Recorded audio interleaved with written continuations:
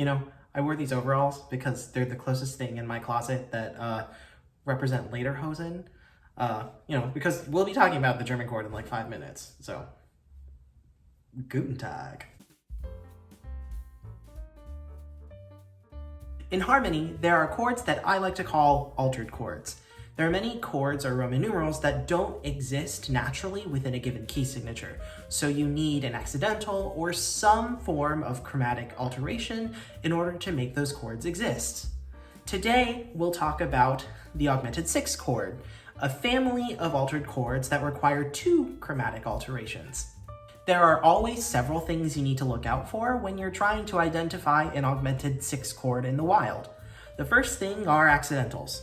If you're ever looking at a score or listening to a piece of music and you suddenly think, there's a lot of chromaticism right now and I don't know what to think about it, then you might have an Augmented 6th chord in your presence.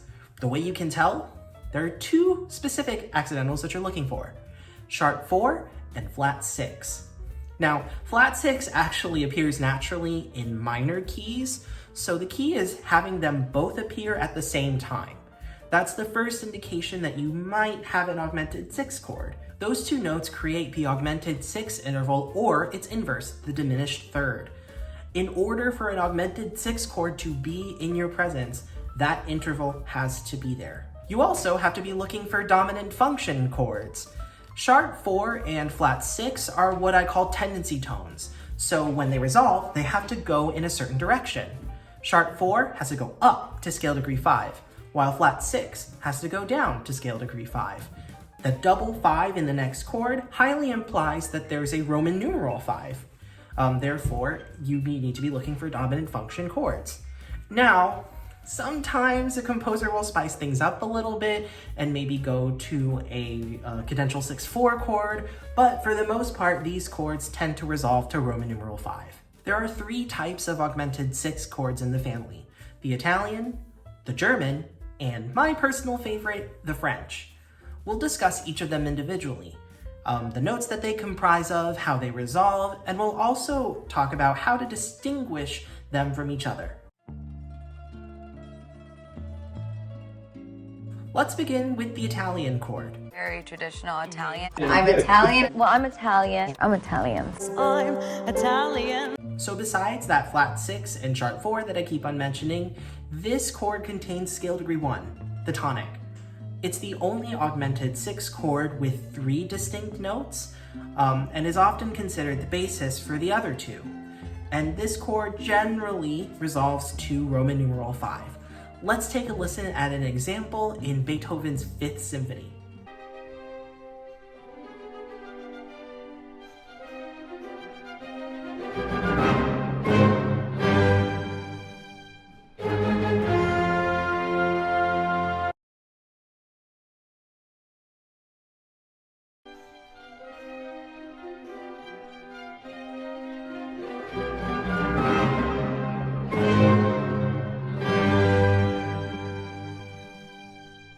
Now, I don't know if you noticed this, but in the Beethoven, this specific example of an Augmented 6th chord didn't resolve as an Italian normally would. Specifically, I'm talking about the F sharp, which is sharp 4 in this chord.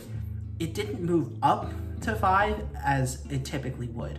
So how about we look at a more typical voicing and resolution of an Italian chord through 4-part writing. In 4-part writing exercises, you'll often find that scale degree 1 is doubled for the Italian 6th. This is actually kind of strategic. Because the other 2 notes are tendency tones, they have to move in a certain direction. In the case of both the sharp 4 and flat 6, they move to scale degree 5. So since we know we need a Roman numeral 5 in order to resolve an Italian correctly, that means we need scale degrees 2 and 7. Scale degree 1 happens to be a diatonic step away from either, so when you double it, it makes it really easy. You can move one of those tonics up to scale degree 2, and you can move one of those tonics down to scale degree 7. Now, if you doubled either sharp 4 or flat 6, what would that do? They're tendency tones, so they have to move in a certain direction. And that means, hold on, I need to breathe. Just breathe. You would create parallel octaves. Now, my blood is just boiling from hearing those words. For the love of Pete, please just don't make parallel octaves by doubling a tendency tone. It's just not okay, and it makes me freak out. And I get all sweaty, and I'm just like, oh my god. Clear skies, clear skies. Maybe I need a break. Let's move on to the German, shall we? The German is a little bit of an interesting case because it has a little bit more flexibility in terms of resolution. The chord consists of sharp 4 and flat 6, as we've discussed before, as well as scale degree 1 and scale degree flat 3. Because flat 3 is in it, the German chord more often than not appears in pieces in a minor key. This also means that the German chord has 2 common tones with the minor 1 chord. So when you resolve the tendency tones, sharp 4 and flat 6, to scale degree 5, that means you could create a cadential 6/4 chord by keeping those common tones. That's why I say that the German chord has a tiny bit more flexibility. It has the option to move to either a cadential 6/4 or a 5 chord. Let's listen to an example of a German chord that resolves to a cadential 6/4.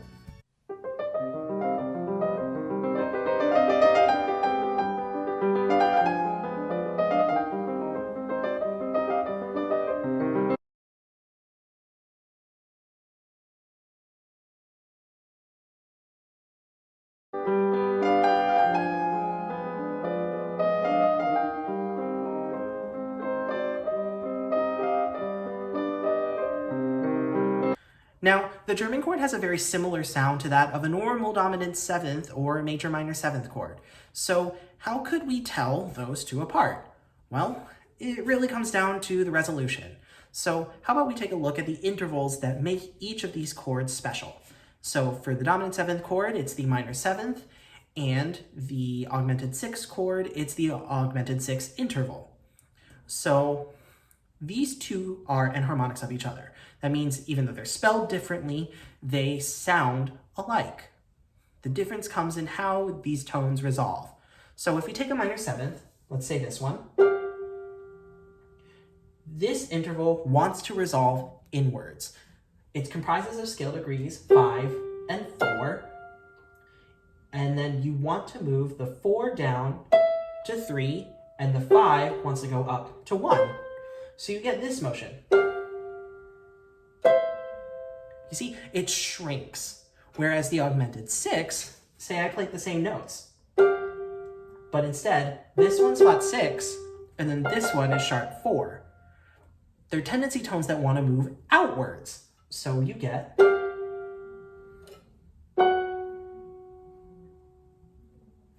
That's how you can tell the difference between the two chords. It's how they resolve. Last but definitely not least is the French augmented 6th chord. Now, it's my personal favorite because it sounds the prettiest out of the 3. It consists of,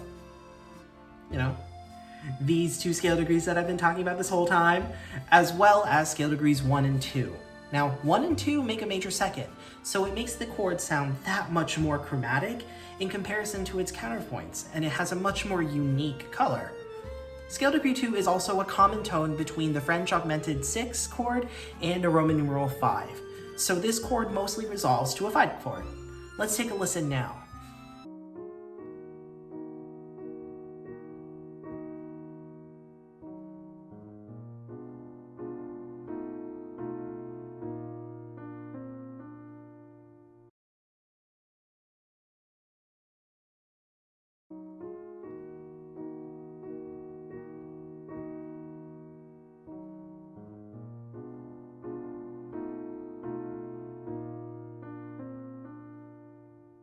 If you want, you can view this chord as 2 overlapping tritones, the first being between flat 6 and scale degree 2, and the other being between 1 and scale degree sharp 4. These intervals don't behave how tritones normally do. Tritones typically resolve in alternate directions. However, the tritone with flat 6 and 2 doesn't do that. Flat 6 does move down to 5, but 2 tends to stay common between the French and its resolution chord. So that's why I say it doesn't behave like a tritone normally would. But thinking about this chord as 2 stacked tritones helps with the idea that the French chord is a little bit more chromatic than its counterparts. So, what have we learned today? Well, we talked about the necessary requirements for an augmented 6th chord, like the chromatically altered scale degrees, as well as the proper resolution chords. We've also discussed the individual characteristics of each chord in the family and how they differ from one another.